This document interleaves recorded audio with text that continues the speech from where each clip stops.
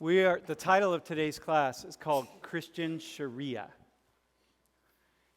And I want to make a shout out I just want to say something as a precursor, especially to Christians. This is not an attack on Christianity at all. And what I'm going to do is talk about Christianity and Islam, and Rafi is back, and Rafi is going to say a few things as well about Sharia law.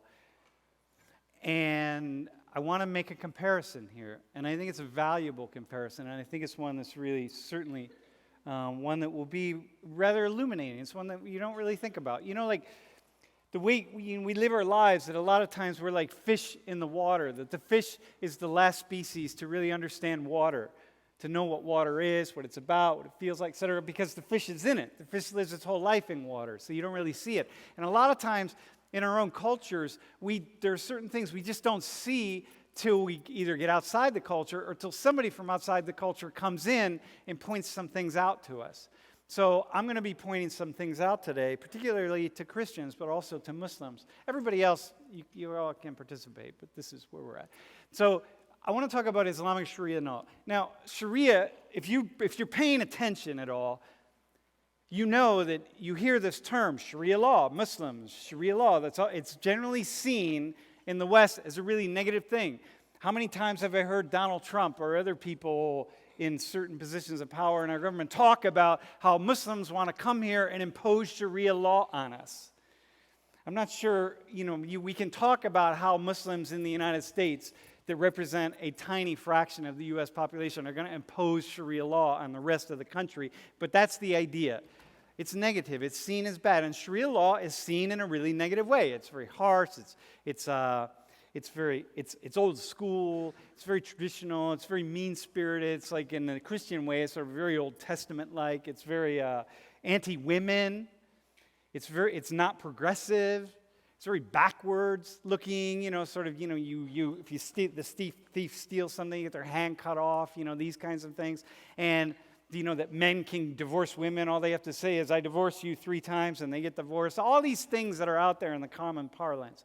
And we say, like, okay, well, that's Sharia law. Like, Sharia law exists as some sort of very codified legal doctrine.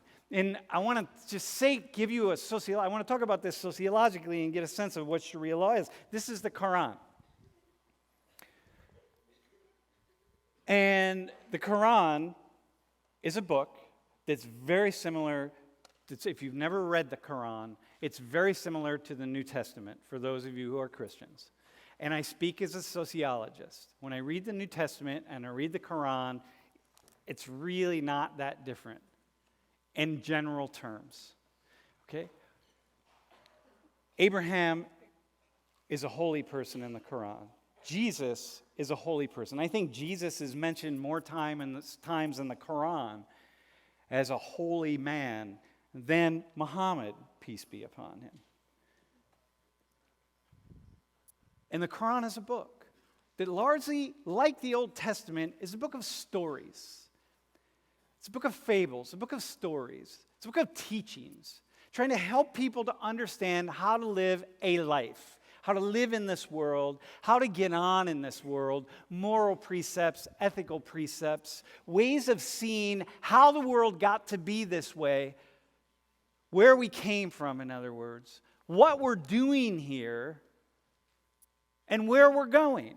That's what the Quran is about. It's really it's filled with quite beautiful stories, to be honest with you. It's quite amazing. The Quran is also a very complex book. It's not very long. It's not very big, you see. Because there are also lots of things in the Quran that anybody could agree or disagree with. If I ever wrote a book that was this long, there would be lots of things you would agree with and disagree with, and so on and so forth. Think like, well, I'll take that little piece, but that statement over there, I'll discard that. And, whatever it is, just like my classes, I talk. Some things I say, you're like, yeah, that makes a lot of sense. And other things I say, you say, that doesn't make sense at all. Wait as we go through the whole semester when I say more and more and more. So now imagine using the Quran, this book right here. It's not very big. So that means there's not much in it. Imagine using this Quran to establish a system of law that's going to adjudicate all of the legal issues that human beings have.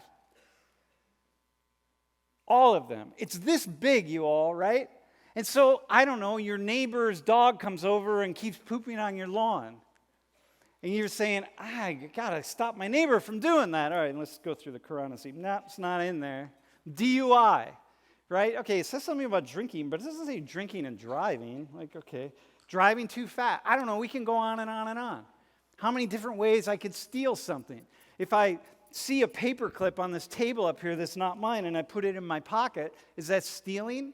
Well, does the Quran say? Well, it doesn't really say that. Well, I don't know, so maybe it is, maybe it's not. And then somebody else reads it and says, well, no, because you could interpret this right there. Look, go to page 199 and Surah 4, and you work through it. And that would, my interpretation of the paperclip is that, yes, you are stealing if you take that paperclip. It's not yours. And somebody else says, you're out of your mind. And then suddenly we're back and forth, arguing about how this book could possibly adjudicate all of the grievances and all the legal issues that human beings would have. It's really, really difficult. It's very difficult. Sharia law, what it is taking this book and saying, look, it's filled with a lot of stories. It's still with some really, really good, generally speaking, ideas about ethics and moralities and way to get on in the world. We're going to use this as a general template to move us forward, to help us to, in a general sense, understand how to live our lives. A general sense. That's it. But we're not going to get much out of it because it's not very long. But we're going to use it anyway. And this is Sharia law. Sharia law in the Islamic. The next slide says Christian Sharia, using the Bible as the basis of law. So here's the Bible. New Testament, Old Testament. New Testament, it's about as long as the Quran, more or less. Very similar books, very similar series of stories, very similar teachings, very similar. Christians, imagine trying to use this book to adjudicate all of the grievances that human beings have with one another. And imagine trying to use this book as the basis of a moral, ethical, and philosophical framework that tells people where they came from, what they're doing here, and most importantly, how they should live their lives. And all the many sociological, psychological, and cultural complexities that exist in the world. This is how you should marry. This is how you should divorce. This is how you should eat food. This is how you should treat your children. This is how you should worship. This is how. On and on and on and on to address all the many complexities of life. Imagine this. Those of you who are Christians, think about the arguments you have with your friends who are Christians, or your enemies who are Christians, or people who are just Christians who you don't really agree with, whether they're the television ministers or the people of another faith or this, that, or the other thing. And think about all of the many arguments that Christians have over how to interpret this book right here. If I had $1 for every time I heard Christians sitting around arguing about what Jesus really meant to say when you read X, Y, or Z passage, I'd be a wealthy person. Because it's all subject to interpretation, just like the Quran. Just like the Quran. And yet, we have many Christians who say, hey, what we need to do is use this book as the basis upon which we should establish our society. We should run a society, we should move forward, we should do all the many things we have to do. Here, go to the next slide, bro. All these things. Imagine all these things. Imagine using this book or this book to explain the details of how, why, when, and all the conditions under which two people should and could and might get a divorce. All the issues, how to divide up property, how to address kids, how to deal with kids, who gets this, who gets that, when can you get divorced, who's really married, who's not married, what about one person who can't have sex anymore, what about a man who can't get an erection. It's like, is that a basis of getting divorced? Well, yeah, in some cultures it is, in some people it is. What about women or men who don't want to have sex anymore? Okay, well, she could have a divorce. And what about, what about one couple that wants 20 kids and the other couple that doesn't want any kids? How about a couple, the one person is infertile? So, hang on. Let's read through this and see if there's something. No, nothing in there. How about the Quran? Let's see if there's. No, nothing in there. It's just on and on and on. We could go. We have millions of pages of law written in the United States to address divorce. It's not in here or here. Hence, people argue back and forth. It's the same in Muslim societies. So now, let's go to the next thing. This is only divorce. We could go on and on. All right, so here we go. We say, yes, but Christianity. Hang on a second. But in Christianity, we mostly agree on things. No, we don't. Look at these. These are Christians. These folks are Christians here. The church out from, what's this church's name again? The Westboro Baptist Church. Don't tell them they're not Christians. So this could be Sharia law. Here we go. They interpret the Bible like this. God hates nations. Soldiers die, God laughs. Why? Because what they want, they read the Bible that says Jesus is going to come again when the United States actually is destroyed. And all these wars that are taking place in the world, where all the soldiers and so on are going out and dying for the flag, that's all Satan's work. So soldiers die, God laughs. Because the soldiers are dying in the wars of Satan, and God's going, you silly human beings. If you just read my Bible appropriately, like these people seem to know how to do, you'd be all right. You'd be good Christians. And then we say, so these people are sort of knuckleheads. They're fringe. Well, they're not that fringe. They are fringe, but there are a lot of folks that aren't that far away from them, and nonetheless, not that many. Go to the next slide. The truth is, this is what most Christians are doing when they're being Christians. They're sitting around very peacefully, just reading the Bible, singing, praying, being happy, being loving. That's what's happening most of the time. But yet, next slide. Most of these folks are Christians. The alt-right, all the folks down in Charlottesville, neo-Nazis, those folks waving the Confederate flags. The South in the United States is a really, really, really Christian part of the U.S. And there are a lot of Confederate flags in the South. Are you going to tell me they're not Christians? They're Christians. What kind of world do they want? Oh, wait, hang on a sec. Sharia, Christian Sharia. I like my Southern life. I like my Confederate flags. I like my way of white domination or white this or white that. And I just happen to find some scriptures in the Bible that justify that. Wow, isn't that amazing? I can pretty much find anything I want. This guy, Dylan Roof, he's the young man, because of his racist ideology, walked into a black church and shot and killed, 9 people. He's a Christian. Oh, wait, hang on. Oh, but he's not really a Christian. Because a real Christian wouldn't go into a church. Oh, does that mean these people aren't Christians? They haven't killed anybody. They just believe in white supremacy and white autonomy. Are they Christians? We could have a nice little argument here about whether they're really Christians or not. Christian Sharia. Take this book, establish his system based on this book, and then think everyone's going to get along and everyone's going to be normal, and that these people are somehow just going to fall into the woodwork. Look at the folks with their Nazi salutes. Are they not Christians either? Are they not Christians? They think they are. They're interpreting this book in a certain way. Okay. Oh, but they're not violent. They haven't really killed anyone. Next slide. You know who these people are? Lord's Resistance Army. How many people know who the LRA is? These are Christians.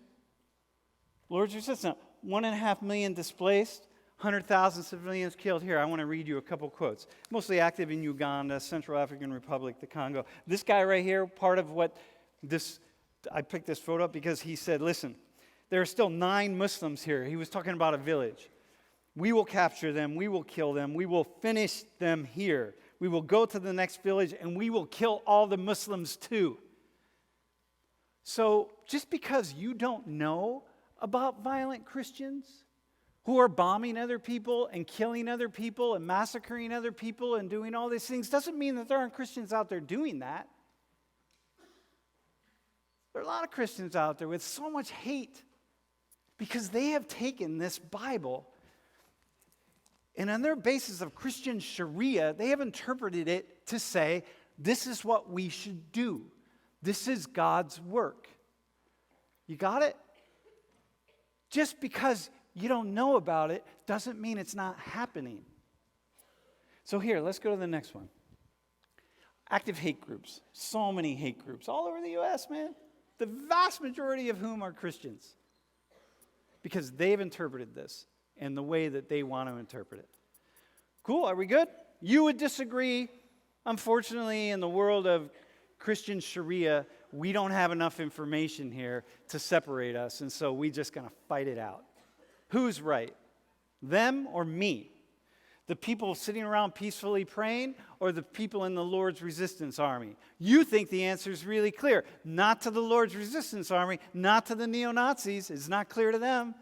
If it was really clear that Jesus was a person of peace, then they would open this Bible and say Jesus was a person of peace, and that's what they would follow. Are we good? Okay, let's talk about Muslims for a second. Next slide. Look at this guy. Behead those who insult Muslims. Dude, seriously? Allah needs you to defend him from people who insult Allah? Allah, the Almighty, the creator of everything, needs you, sir, to defend him? 1.6 billion Muslims, 2.2 billion Christians. Could look like this. He's taken this Quran and he's interpreted it in a way that says, yes, I need to behead people who insult Allah. I'm like, dude, seriously, where'd you get that in the Bible? Just like Dylan Roof. Where'd you get in the Bible you should go into a black church in the middle of a prayer service and gun down 9 people? Where'd you get this in this? Where do you get that, dude? But you know what? There's a lot of Muslims out there. Next slide. This is what, just remember the photo with Christians sitting around praying? That's what most Christians are doing. That's what y'all do. Those of you who are Christians, when you're being a Christian, I mean, okay, being a Christian is 24/7, just like being a Muslim. But, you know, when you're really practicing, you know what I mean. You know what I mean, right? Are you a Christian? Are you a Christian? Who's a Christian? Dude, are you a Christian? Are you a Christian? You know what I mean when I say when you're being a Christian, you're sitting around having a prayer circle. Okay, so these people are being Muslims.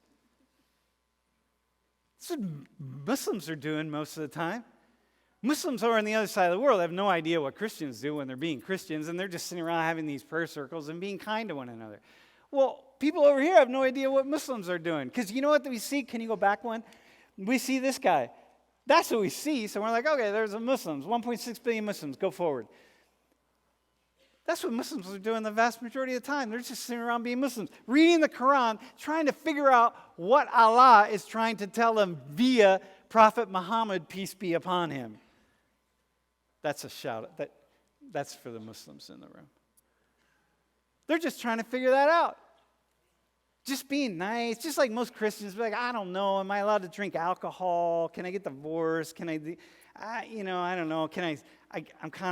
I have a girlfriend, but I'm kind of like this other girl. I think I'm going to cheat on her. Okay, does the Bible say anything about me cheating on my girlfriend? Like, I don't know. Like, let me dig through. No, it doesn't. Okay, maybe I can. Look, that's what most Christians are doing most of the time. That's what most Muslims are doing. Except you got a few that aren't. Go to the next slide. And you got like this guy. You got a bunch of knuckleheads. This guy, I have this video. I'm not going to play you the video. In the video, he argues that the sun revolves around the earth. And he's got this really interesting, well, if you ever look up in the sky and you look and he's doing this thing, and I'm like, dude, seriously? Seriously? So now you got Muslims like this. Well, you got Christians who think that, climate change has been given to us caused by the tortoises or something. I don't know, The frogs have caused climate change. Human beings have nothing to do with it. I'm like, seriously? Seriously, bro? Come on, this guy. Seriously, bro? So you got this guy. I'm like, I don't know what Quran you're reading, or if you're even literate. Maybe you're not even reading it, or if you're blind. I don't know. I have no idea. Or this one. Go to the next one. Or these guys. Look at these guys. I'm like, gentlemen, seriously, what Quran are you reading that would tell you that you could behead this man? That you should wage a war on infidels and kill them and bomb them? What Quran? The same question I have to the Lord's resistance army. Gentlemen, listen, because it's mostly men. What are you reading in the Bible? Like, seriously, what are you reading in your Christian Sharia that would tell you that you should go out and kill people for Jesus? What are you reading that tells you should go out and kill people for Allah, Prophet Muhammad? So you have these guys. Next one. Are these guys? Here are these 2 bombings that happened in the United States. It's like, oh man, what is that? It's somebody who took this book and interpreted it the way they wanted to interpret it, if they even read it, because they probably didn't read it.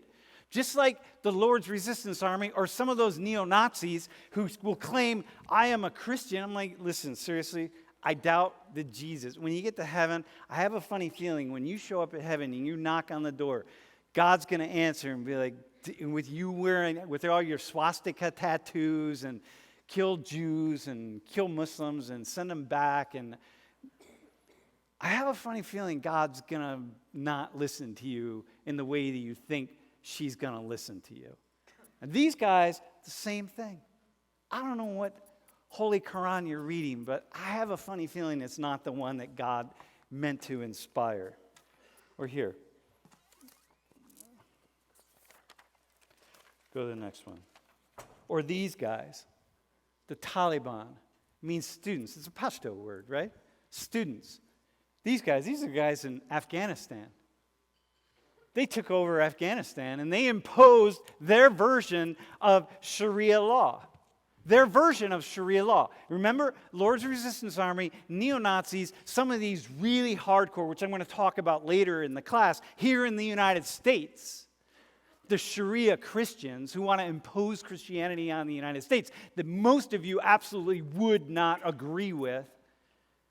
These guys imposed Sharia law, brought the Quran, the Holy Quran, into Afghanistan and said, this is how we're going to interpret it.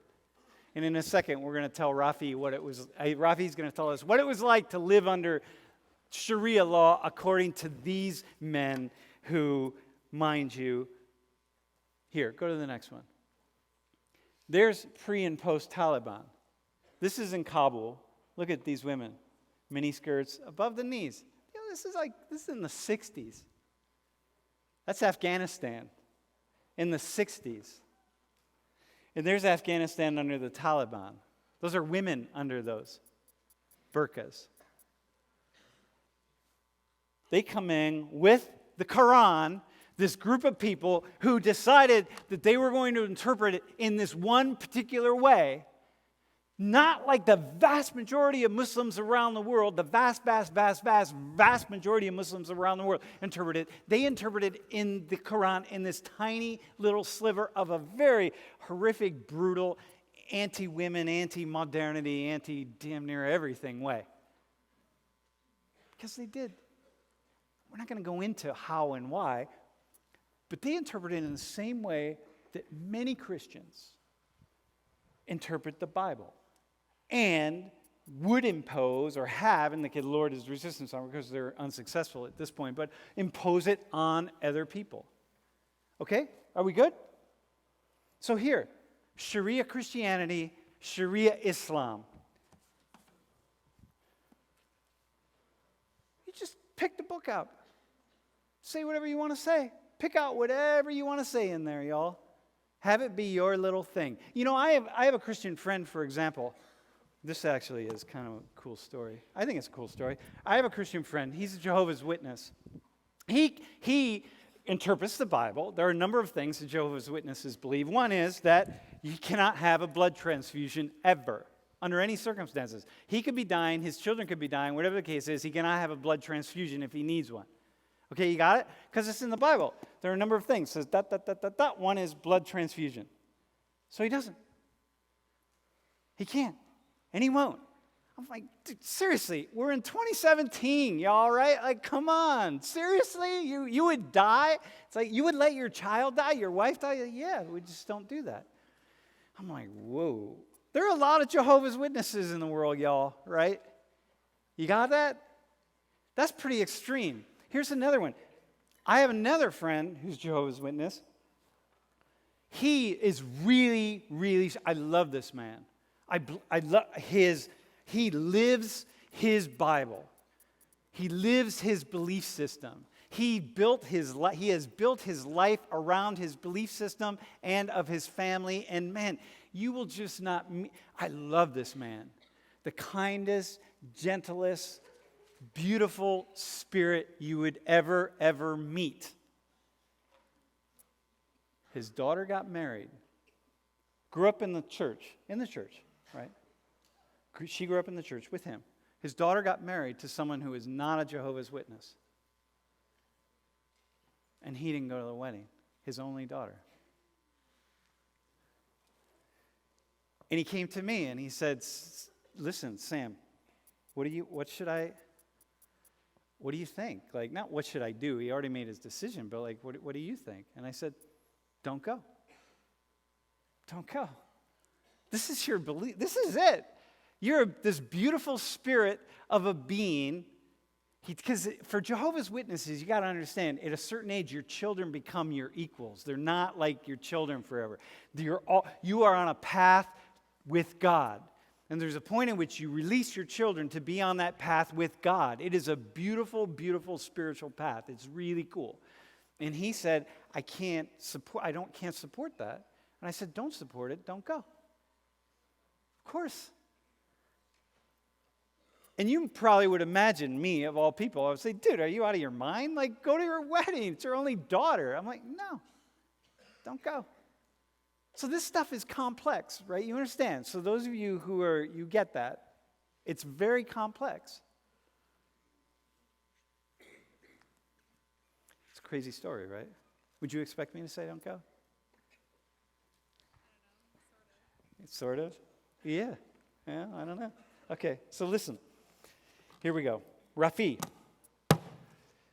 can you step up to hop up? So, for those of you who were not here, can you go to the next slide? Although I love that. This is my colleague, Ahmad Rafi Nadiri. And he is, okay, wait, can you go ahead one slide real fast and we'll come back? That's him, that's his oldest daughter. See, in Afghan, it's the same thing in Afghan. You have birthday cakes, you have whatever. It's just like, it's everywhere in the world. Life is life, right? Isn't that a cool photo? Okay, go backwards one. So, Rafi, we just happen to have, he happens to be, doesn't happen to be, but he is. No, he happens to be not only a lawyer, but he is one of the managers of the Afghan Independent Bar Association of lawyers in defense attorneys in Afghanistan, who is, the biggest, the largest independent organization of laws and legal jurisprudence in Afghanistan. And he's a legal scholar. And not only that, but he's a Sharia legal scholar. So like, here's the guy who's knowledgeable about Sharia inside and out as it pertains to Islam, and who is participating in writing the scholarship, the legal codes in Afghanistan along Sharia lines, to be in, so that the law in Afghanistan will be in line with the Holy Quran.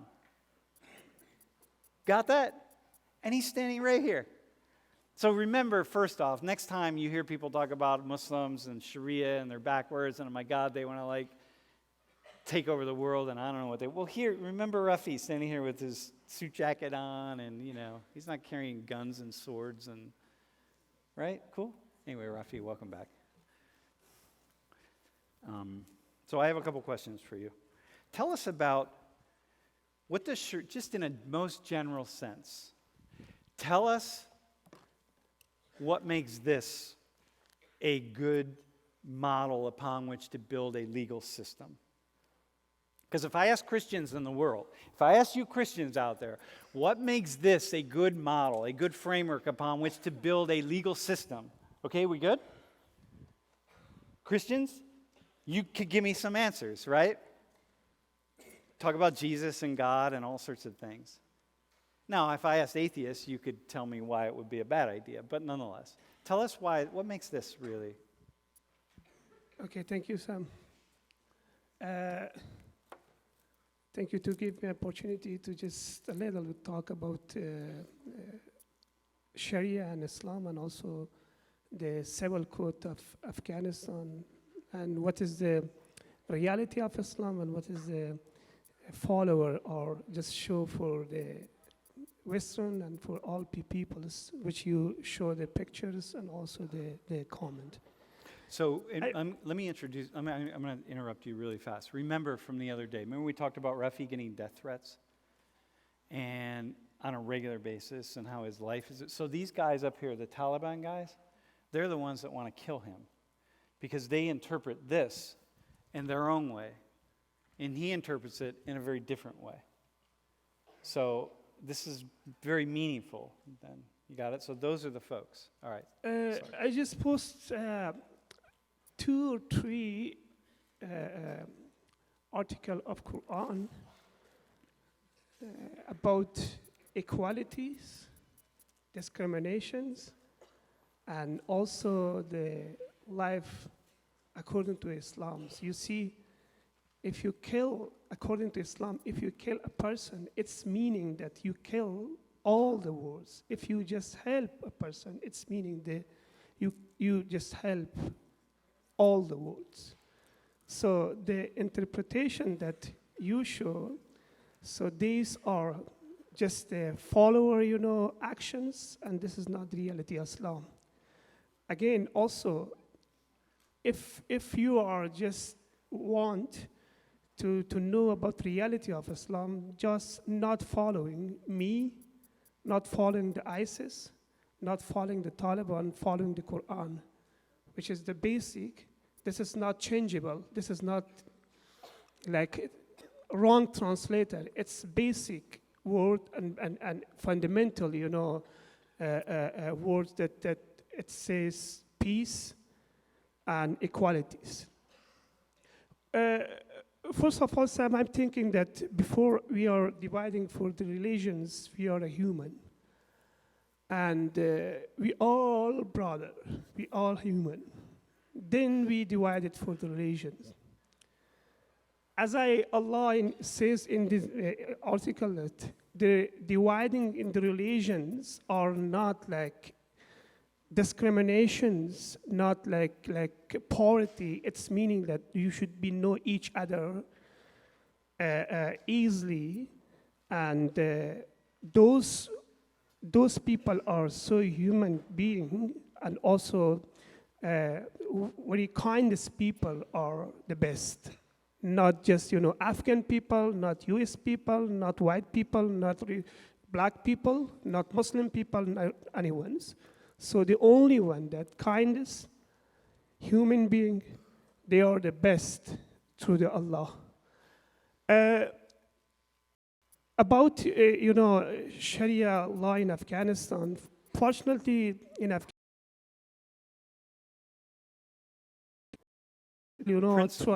not translated, not describe all the things in that.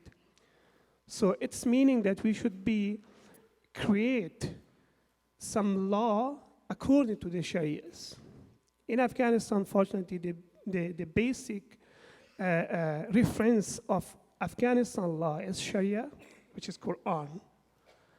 The second, the international law, which is you guys, in Western, you have this law. The human rights, the right of, society, international declarations, is all the second reference of Afghanistan law.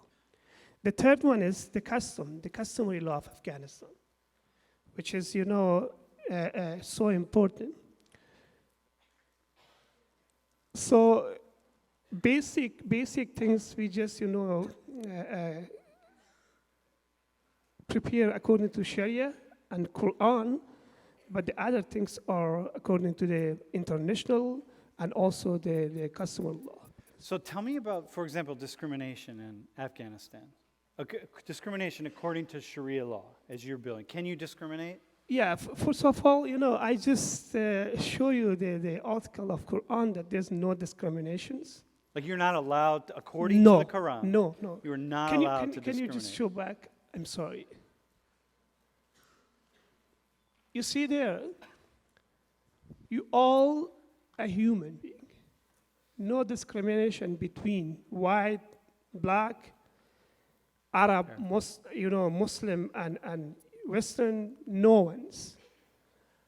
The second, according to Constitution, Article 22 of Constitution of Afghanistan, the man and woman have an equal right and responsibility. And there is no chance for the discrimination between man, woman, poor, and those people rich. So there's no discrimination according to this. So and this is the basic article of human rights declaration as well. And I'm sure in the United States also this is the basic, fundamental of the Constitution as well. So this is the same, that we look Muslim country and Western country, we are in the same picture. Non-discriminations, no killing each other, respect for each other, respect for women, especially for women. So one of the things that I would say is, when I think about Christian nations, for example, listen, Christians, thou shalt not kill, right? You don't kill other people. So Christians killed about 100 million people in the 20th century. So like, what part of thou shalt not kill did Christians not understand? Okay, got it? Christians, what part of it did you not understand? Don't kill. We're killing people right now. We're sending weapons around the world. We send more weapons to kill people around the world that kill people that we know are killing people around the world than any nation on earth, and we claim to be a Christian nation, and God is presumably looking at us going, y'all, what part of my teachings or my words do you not understand? You got it? So now, Muslims, what you're saying is, look, man, it's right here. You don't kill. You don't treat men and women differently. You treat everyone the same. It's written right in the Quran. All nations, everyone's alike, all tribes, everybody, treat everyone equally, treat everyone compassionately, treat everybody kindly. The fact that Muslims don't always do that is no different than the fact that Christians don't always do what it says to do in here. So we happen to be at this time in history when it appears as though Muslims are a little bit more violent, but not very long ago, we were at a place in decades, we're at a place where it's clearly the Christians are more violent. And even if I count up all the wars and the killing in the world, it pretty much, I think Christians win anyway. So it's like, okay, can you tell me about divorce? I just said this thing, like we have this idea that Muslim men can say, I divorce you. You can go home and tell your wife. You could call her on Skype. We could call her right now. And you can, she's sleeping, I know.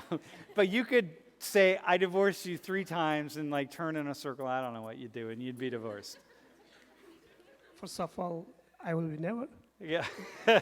She would kill you, right? Yeah. No, I wouldn't kill her because I love her. And I love my family. Second, yes, this is a topic in Islam that the key of divorce in the hand of the husband. So anytime he can use this is right. So many people thinking that this is discrimination. Yes, if you see this, yeah, this is a discrimination because this is in my hand. So I can use these weapons anytime, anywhere.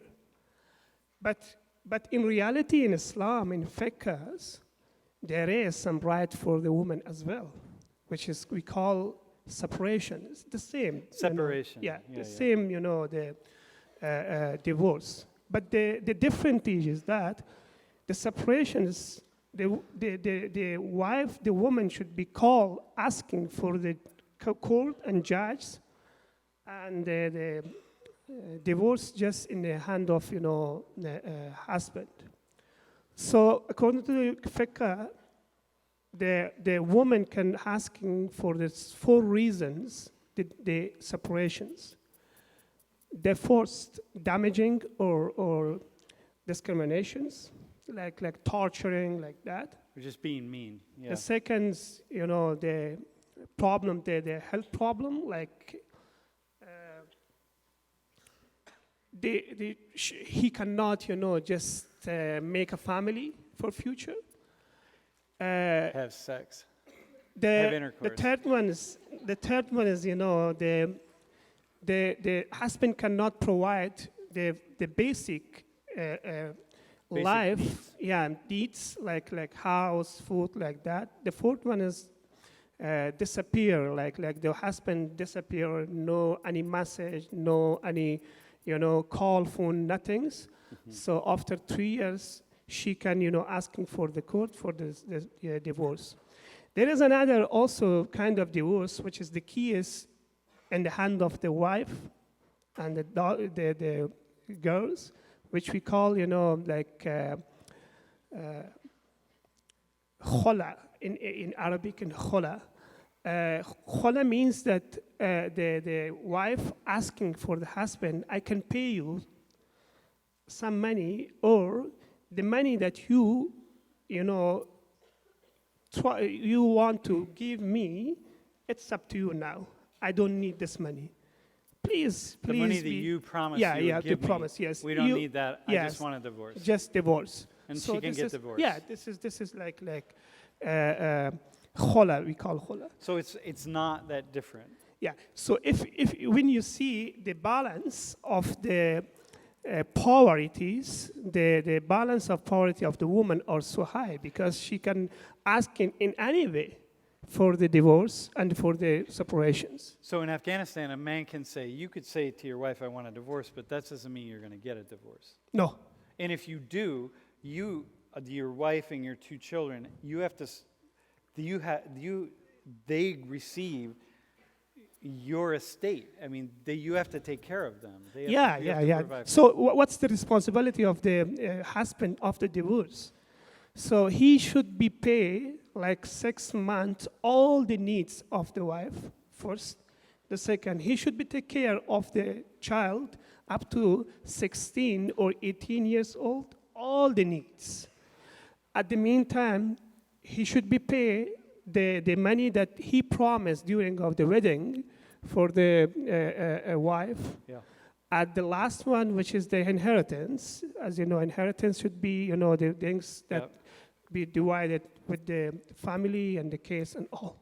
So according to this, and in what you're using in Afghan law, and this is what's important, because here's the guy who's participating in writing this, calling it Sharia, and here we are on the other side of the world, hearing these ideas about Sharia, and we have no idea what it means. We have our politicians and our leaders talking about Sharia and backwards Muslims, and we need to go, and I'm going to show you some of these folks. And here, what you're saying is, look, this is actually really not very complex. And when we walk down through some things, I think, wow, there's so many ways in which it's, in a legal sense, Muslims, you have more rights. Look, in the United States, if a spouse goes missing, if I go missing, just disappear, just like that. And then my wife, before she can start spending my money, before she can sell her house, before she can really take control of all of my things, all of our things, she has to wait a certain number of years. Same in Afghanistan. If Rafi just goes missing, if he just never goes home, his wife she can't she can't assume that he's dead.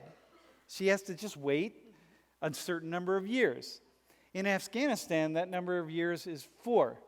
And we had a conversation this afternoon with a former judge from the state of Ohio. And we said, hey, how many years does the spouse have to wait in Ohio? And he said 7. So in Afghanistan, you have to wait 4 years. And in Ohio, you have to wait 7 years before you can actually spend the estate. And I thought, wow, we were saying like, and he was laughing because he couldn't believe that it would be less years in Afghanistan than in Ohio. And this is the idea. We just have all this sense that things are backwards and you all need to get your act together and one thing after another. So listen, Rafi. Thanks. Yeah, I have the final message. Can I Yeah, say? final message. Just the final message. Please don't judge any religion according to the followers' actions. Just go through the Quran, through the Bible, through any books, and see what is the reality. Because those followers are not, a good example for the other peoples. You see the follower ISIS, you see the follower Taliban, you see the follower some other groups, but you can see the follower, which is I'm also not a good example for you guys, because maybe some things are I'm also wrong, but the only basic and strong references the Quran, which is now in Arabic, in English, in any word. So you can just directly see and judgment about Islam or about any other religion according to the reality. Thank you.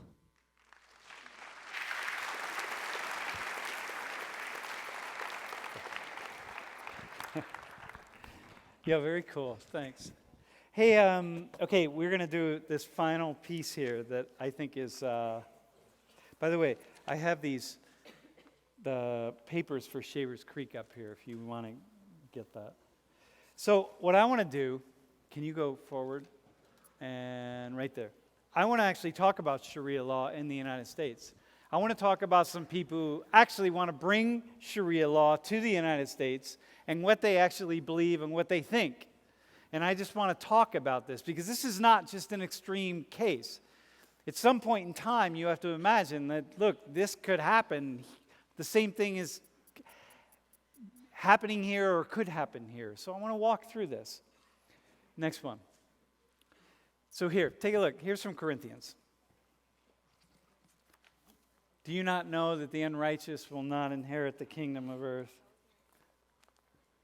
The kingdom of God. Do not be deceived. Homosexuals will not inherit the kingdom of God. It's very clear. It's very clear. Those of you who are gay, whatever, y'all all right?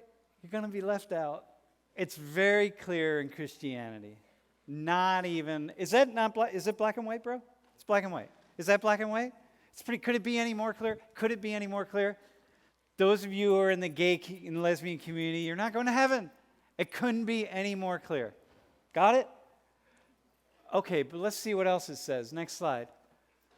Oh, hang on. Oh, wait. Fornicators, idolaters, adulterers, sodomites.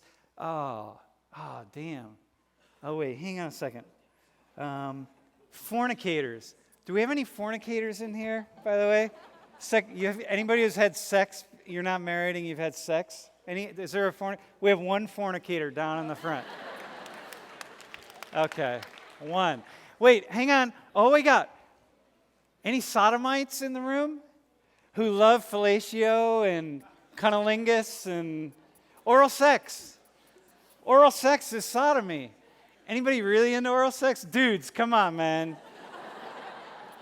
Gonna get some oral sex tonight, hopefully, right?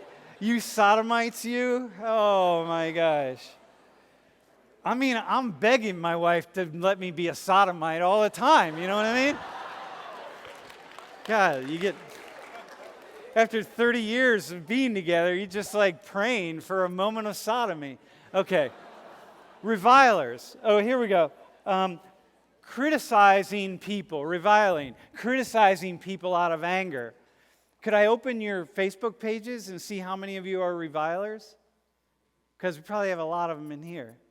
So look, It's funny how we can pick one thing out, but really, from the Christian perspective, y'all, right?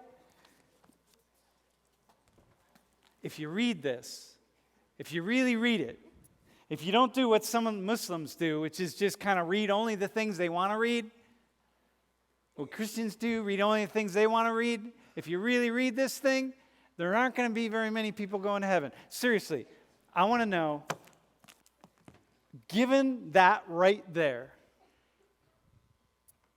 and all it takes is one blowjob, y'all, right?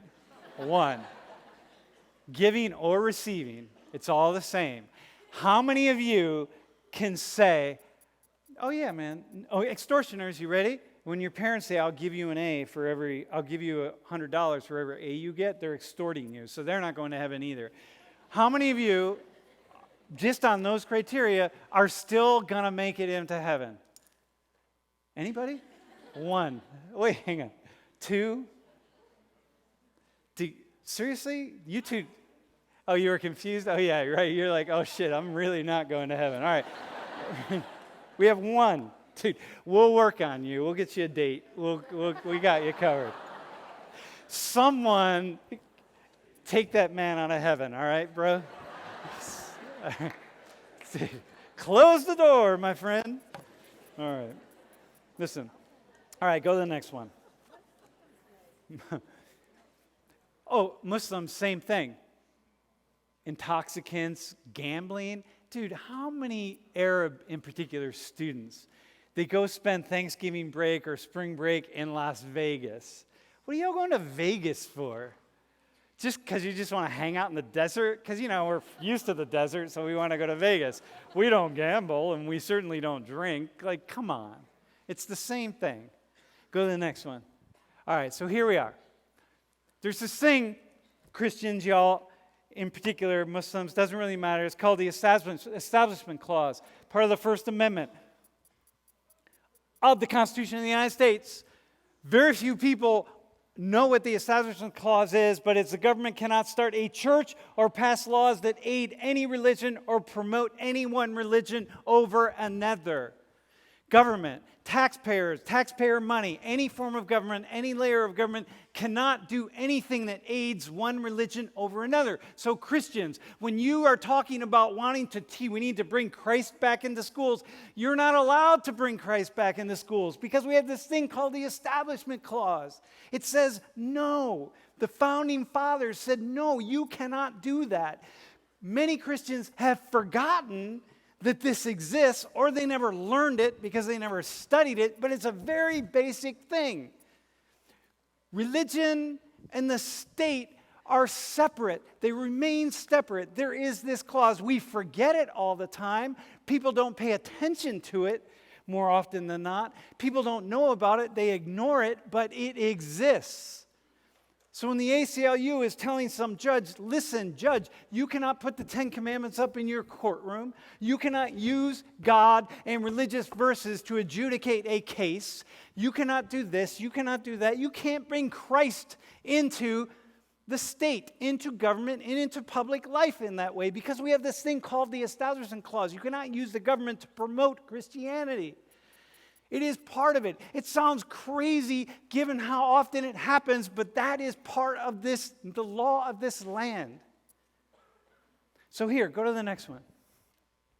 Look at this guy, Gary North, Christian Reconstructivist strategist. Really big in the right conservative Republican movement right now. We must use the doctrine of religious liberty to gain independence for Christian schools until we train up a generation of people who know that there is no religious neutrality, no neutral law, no neutral education, and no neutral civil government. It's like, that's not what the founding fathers had to say. Then they will get busy constructing a Bible-based social, political, and religious order which finally denies the religious liberty of the enemies of God. The Establishment Clause says you cannot do that. The United States is founded on this fundamental wall between the government and religion. And he is saying, this guy right here with this scholarship, that dude right there, and many, many, many more like him is like, no. We're actually going to create a Christian Sharia nation. Christian Sharia nation, a nation built on Christian Sharia law. Bible-based. Muslims are saying Quran-based, he's saying Bible-based. That's what it is. Christian Sharia, Islamic Sharia, one or the other, it's the same thing. Very involved in the Trump administration, by the way, Trump people. Okay, he was. I think he's given up. At what point in time do those guys turn into these guys? Because in order to get what they want, they're going to have to get weapons. They're going to have to start killing people. See, that's what these people wanted. So they got weapons and they start killing. At what point in time do Christians, just a group of radical Christians like Lord's Resistance Army, just start killing people here? Because they want to create that Bible-based world in the United States. So we'll just start killing people. It can happen, you know. It can happen. It doesn't take much. It can happen that fast. Here, go to the next one. Abandoning principle. You know how it can happen? Because this guy, Christian, how many Christians support this guy? He's been divorced how many times? He's sexually assaulted a number of women. It's just kind of a given. He drinks. Has he ever been to church? Does he even know has he ever opened the Bible? He doesn't go to church. He doesn't know anything about Christianity. He knows nothing. And yet, you know what you do? You just do this. You just do this. Trump, but I want to support this guy, so I'll just turn and stare at the wall. People can believe anything they want. And if Christians, they want to get this here, they'll even bring some guy in like that and vote for him. Like, wow, that's crazy. It's crazy to me. Next one. Religious freedom bills. You know what these bills are, right? It's just to stop the queer community from getting any rights. So they pass these bills. So here's the Georgia bill. I'm gonna read you what the Georgia bill. I don't have it up here listed. Okay, here's the one from Georgia, right? Here's what the bill said. They passed this in the state of Georgia. Religious leaders don't have to perform marriage ceremonies that conflict with their beliefs. Oh, so I don't like your long hair. I don't like your earrings, Sam Richards. I'm not going to perform a ceremony for you. It's like, what? Hang on a minute, what? It's like, come on. Faith-based organizations don't have to offer social, educational, or charitable services to people if those people live in opposition to their worldview. Meaning that, hey, this is my worldview. You either support it or I don't have to do anything for you. And even when taxpayer dollars get involved, okay, whatever, it's done. You don't have to employ people who don't have your beliefs. So that's Christian Sharia, by the way. All these states passing these laws that say if Christians believe the things that they believe, they can use those beliefs to treat other people any way they want. You can't even do that in Afghanistan. In Afghanistan, it is illegal to discriminate against people for all those reasons. And here we have Americans, so they're backing off of Sharia in that way, and we're moving towards Sharia. That's amazing. Afghanistan is more progressive than we are in these states. Whew. Okay, next one. Here, Mike Pence, you ready? I will not support any bill that diminishes the religious freedom of Hoosiers or that interferes with the constitutional rights of our citizens to live out their beliefs of worship, service, or work. No one should. That was his. He's vice president of the United States. A week later, he had to rip that one up and sign a different bill because it was fundamentally unconstitutional, right? This is not a critique of Trump and Pence. It's just a given thing, right? Okay, here we go. Ready? Another one. This guy was on the short list to be on the Supreme Court for Donald Trump. States should remain free to protect the moral standards of their communities through legislation that prohibits homosexual sodomy. So he wrote this. Okay? Got it? It was a brief in support of a bill that made sodomy illegal. You ready for this? Ready? Because he was trying to stop homosexual sodomy. Are you ready? He wrote this. He was on Trump's short list to be on the Supreme Court to make sodomy illegal. That means blowjobs and so on, right? Even in your own home. That's Christian Sharia, y'all, right? hang on. Let me look. I'm gonna see if anyone's getting a blowjob out in the hallway. Hold on, real fast. No, okay, we're good. Don't call the police yet. We're good, right? It's like, oh my God, what are we doing here? Next one. I'm a Christian, a conservative, and a Republican in that order. I'm a Christian first, American second, conservative third, Republican fourth. Imagine if either of those two guys had been Jewish and dared to say, I am a Jew first. First and foremost, I am Jewish. Secondly, I'm an American, but I'm Jewish first. Seriously? You think that Jewish person would be a senator in the United States? That's Christian Sharia. We don't even see it. It's so all around us, we don't even see it. Imagine if they were Muslim. All right, next one. This guy. So here, check this out. This is Falwell in his church. He was at this convention, right? And here's what he says. He was at his Liberty Convention.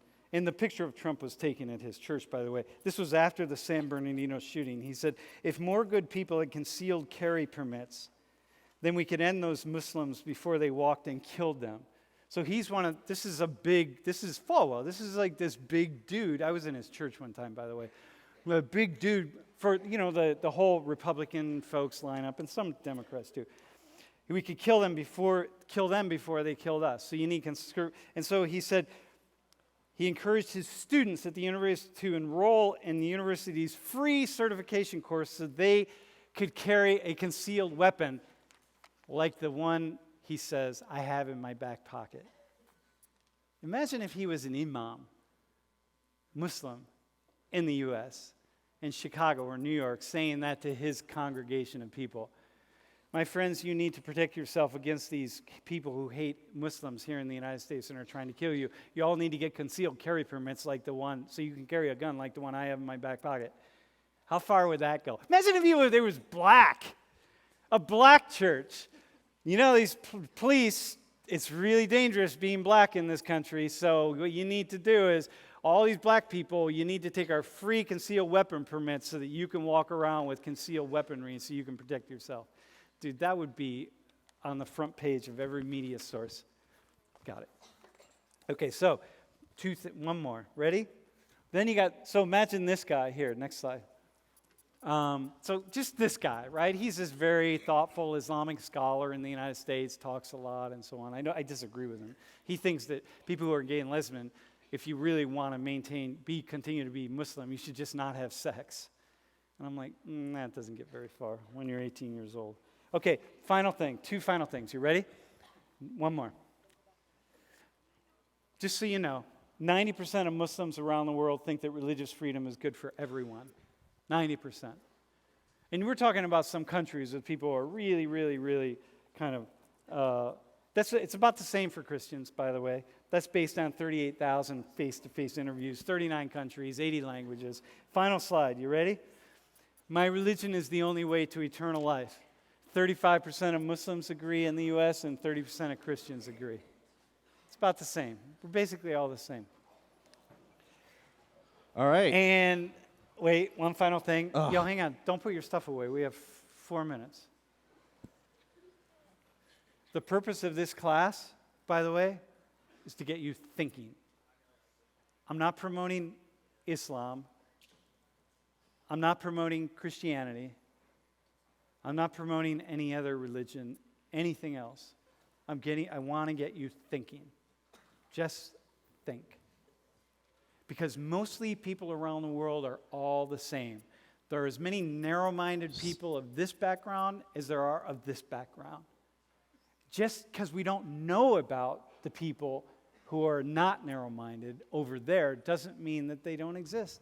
And just because they don't know about the people who are open-minded here doesn't mean that we don't exist. Okay, dude. Before I go to this last thing, we have to make generalizations in this class in order to understand why people are who they are and why they believe. So yes, we're generalizing people and religions, but we have to in order to understand them. It's not every person who is Muslim is a part of the Taliban or ISIS. Not all KKK members are Christians, but we have to say that they are in order to understand.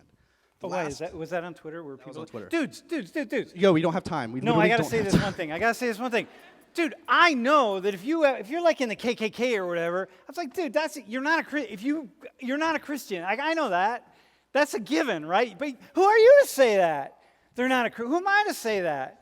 Like, they think they are. 5, so they are. 4, right? 3. Okay. All right. Good. So for everybody, don't stand up. Everybody who had a birthday in August or September, we have somebody who wrote a special song that's in English and Spanish.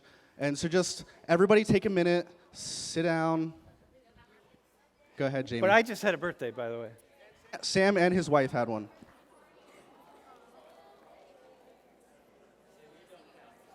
I don't count.